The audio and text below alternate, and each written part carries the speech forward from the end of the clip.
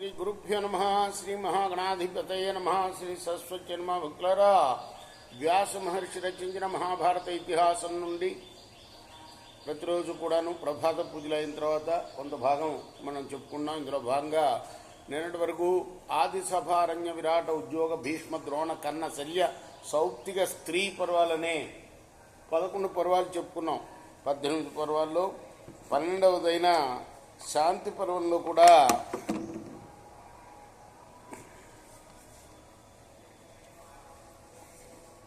నూట 54 అధ్యాయాలు చెప్పుకున్నాం. ఈ రోజున 155వ అధ్యాయం చెప్పుకుందాం. చెప్పుకునే ముందు వ్యాస భగవాను ప్రార్థన చేసుకుందాం.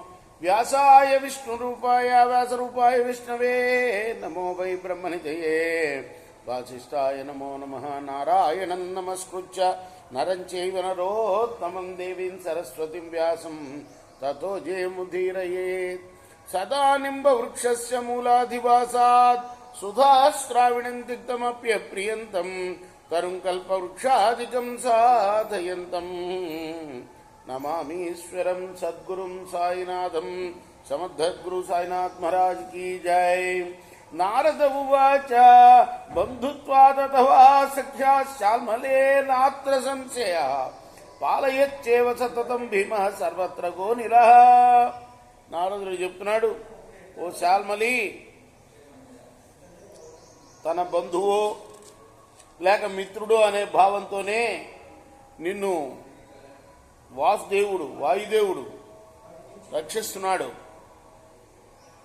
ఇందులో మాత్రం సందేహం లేదు.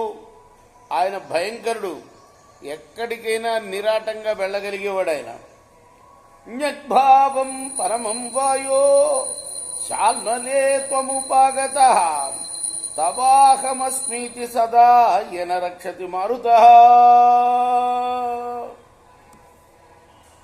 నువ్వెప్పుడు కూడా ఆ వాయుదేవుడు ఎదురుగుండా నేను నీవాడను అని ఎంతో వినయంతో అంటూ ఉంటావు. అందువలనే ఆయన నిన్ను ఎల్లప్పుడూ రక్షిస్తూ ఉంటాడు. నతం పశ్యామ్యహం వృక్షం పర్వతం వ్యాస్మచేదృశం ఎన్న వాయు బలాద్భగ్నం పృథివ్యామితి మే మతి త్వం పునః కారణైః నూనం రక్షసే శాల్మలేధ వాయునా సపరివార తేన తిష్టస్య సంశయః. వాయుదేవుడి బలంతో పడిపోని వృక్షం కానీ పర్వతం కానీ భూమండలం కానీ భూమండలం మీద ఉన్న ఏ నివాసం కానీ నేనెప్పుడు నీ అంత నువ్వున్నంత సురక్షితంగా చూసింది ఎప్పుడూ లేదు. అందువల్ల ఇలా అనుకుంటున్నాను, ఓ శాల్మలి వృక్షమా, ఇటువంటి కారణాలు వేటి వల్లనో గాని వాయుదేవుడు సపరివారంగా నిన్ను రక్షిస్తున్నాడు.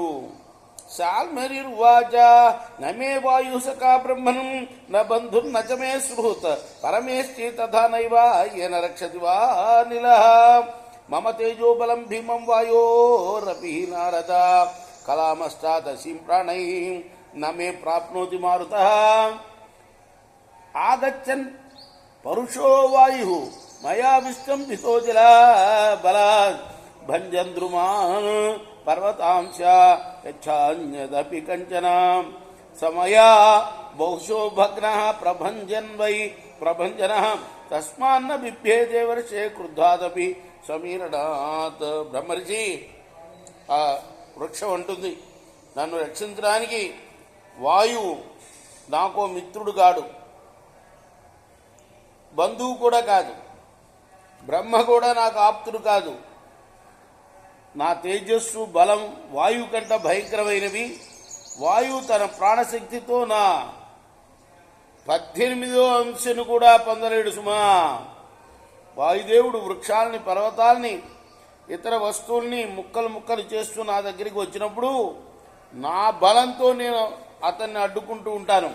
ఓ దేవర్షి, ఈ విధంగా అన్నింటినీ ధ్వంసం చేసే వాయువేగాన్ని నేను ఎన్నోసార్లు అడ్డుకున్నాను. కాబట్టి ఆయనకి ఎంత కోపం వచ్చినా నేను భయపడను సుమా. నారద ఉవాచ శాల్మలే విపరీతంతే దర్శనం నాత్ర సంశయ నై వాయోర్బలే నాస్తి భూతంతుల్య బలం క్వచిత్ ఇంద్రో యమో వై శ్రవణ వరుణశ్చ జరేశ్వర నైతేపి తుల్యామృత కిం పునస్త్వం వనస్పతే యచ్చ కించిదిహ ప్రాణీ చేష్టతే శాల్మలే భువి సర్వత్ర భగవాన్ వాయు చేష్ట ప్రాణకర ప్రభు ఏష చేష్టయతే సమ్యక్ ప్రాణ సమ్యకాయత అసమ్యకాయతో భూయ చేష్టతే వికృతం ఋషు. అప్పుడు నారదుడు అన్నాడు, ఓ బూరుగ చిట్ట, ఈ విషయంలో నీ దృష్టి సరిగ్గా లేదు, విపరీతంగా ఉంది. వాయువు బలంతో సమానమైన బలం గల ప్రాణి జగత్తులో ఏ ఒక్కటి లేదు సుమా. ఇంద్రుడు, యముడు, కుబేరుడు, వరుణుడు వీళ్ళందరూ కూడా వాయుదేవుడితో సమానులు గారు. అలాంటప్పుడు కేవలం నువ్వు వృక్షంవి, నీ సంగతి ఏమిటి చెప్పు? ఈ భూమి మీద ప్రాణి ఏ పని చేసినా అందులో శక్తిని, జీవాన్ని ఇచ్చేవాడు సర్వసమర్థుడైన వాయుదేవుడే సుమా. ఈయన శరీరంలో సరైన రీతిగా ప్రాణాది రూపంలో విస్తరించినప్పుడు సమస్త ప్రాణులు చేష్టావంతులను చేస్తాడు. ఆయన సరిగా పనిచేయకపోతే ప్రాణుల శరీరాల్లో వికృతమైన మార్పులు వస్తాయి సుమా. సత్వమేవం విధం వాయుం సర్వసత్వభృతాంబరం న పూజేసి పూజ్యంతం కిమన్యత్ బుద్ధిలాఘవాత్ అసారశ్చాపి దుర్మేధ కేవలం బహుభాష్యే క్రోధాదిభిరవచ్చన్న విద్యావదసి శాల్మలే మమ రోషః సముత్పన్నః త్వయ్యేవం సంప్రభాషతి బ్రవీమ్యేష స్వయం వాయో తవ దుర్భాషితం బహు చందనైశ్చందనైశ్చాలై సరళై దేవదారుభిః వేతసైర్ధన్మనైశ్చాపి ఏ చాన్యే బలవత్తరః తైశ్చాపి నైనం దుర్బుద్ధే క్లిప్తో వాయుకృతాత్మభిః తేపే జావంతి వాయోశ్చ పరమాత్మన ఏవ చ తస్మాత్తం వై నమస్యంతి శ్వసనం తరుసుత్తమా తంతు మోహాన్న జానేషే వాయుర్బలం అనంతకం ఏవం తస్మాత్ గమిష్యామి సకాశం మాతరిశ్వనః. సర్వ ప్రాణుల్ని కూడాను పోషించడంలో పూజ్యుడు వాయుదేవుడు. నువ్వు ఆయన్ని గౌరవించడం లేదు. ఇంతకన్నా బుద్ధి తక్కువ మరొకటి ఉండదు సుమా. నువ్వు సహజంగా నిస్సారమైన దానివి. క్రోధాది దుర్గుణాల ప్రేరణతో అబద్ధాలు చెబుతున్నావు. నువ్వు ఇలా అవాకులు చవాకులు పేలుతుంటే నాకు చాలా కోపం వస్తున్నది అంటున్నాడు నారదుడు. నీ అపాలాపాలు నేను స్వయంగా వాయుదేవుడికి వెళ్ళి చెప్తా. మంచి గంధపు చెట్లు, తమిసె వృక్షాలు, మద్ది చెట్లు, దేవదారువులు, బర్బరి వృక్షాలు, వెదురు చెట్లు, ఇంకా బలిష్టమైన ఇతర వృక్షాలు నీలాగా ఎప్పుడు వాయువును ఆక్షేపించలా. వాటికి బలంలో తమకు వాయుదేవుడికి ఉన్న అంతరం తెలుసు వాటికి. ఓ దుర్బుద్ధి, అందువల్ల అవన్నీ కూడా వాయువు ఎదుట తల వంచి ఉంటాయి. మూర్ఖత వల్ల నువ్వు మాత్రం వాయుదేవుడికి గల అనంత బలాన్ని తెలుసుకోవటం లేదు. కాబట్టి నేను ఇక్కడి నుంచి సరాసరి వాయుదేవుడి దగ్గరికి వెళ్తాను అన్నాడు. ఇది శ్రీ మహాభారతే శాంతి పర్వణి ఆపద్ధర్మ పర్వణి పవన శాల్మలి సంవాదే అధిక శతమోధ్యాయ.